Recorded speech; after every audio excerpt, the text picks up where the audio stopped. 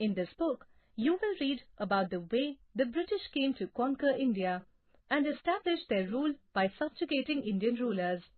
You will see how they established control over the economy and society, collected revenue to meet all their expenses, brought the goods they wanted at low prices, and forced cultivators to produce crops they needed to export. You may now ask about the changes British rule brought about in values, customs and practices. When the subjugation of one country by another leads to these kinds of political, social, economic and cultural changes, we refer to the process as colonization. A colonizing country uses the resources of its colonies to promote its own modernization.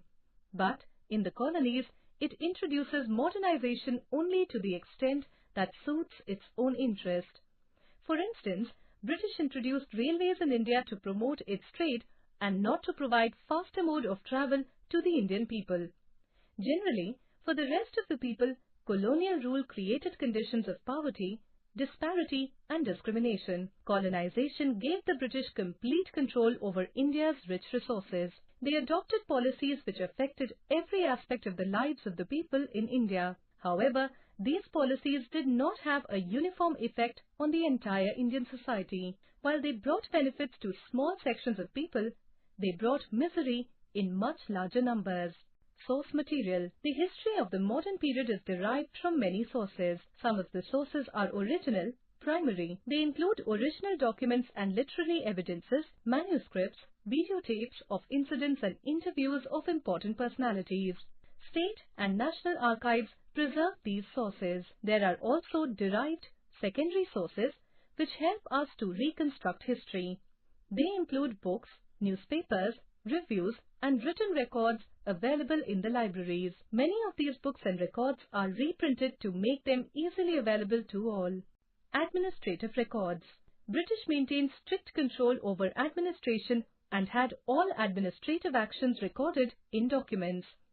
As a result, all administrative offices, from central to provincial level, had record rooms where official documents such as letters, departmental records, survey reports were preserved. When printing did not come in use, these documents were carefully copied out and beautifully written by calligraphists, those who specialized in the art of beautiful writing. By the middle of the 19th century, with the spread of printing, multiple copies of these records were printed as proceedings of each government department.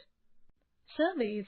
The practice of surveying also became common under the colonial administration. The British appointed surveyors to inspect and report on the relief, vegetation and the economic and social conditions of various regions of India. These reports helped the British to know about the regions they were to administer and helped them to figure out on how to take advantage of the conditions. From the end of the 19th century, census operations were held at every 10 years.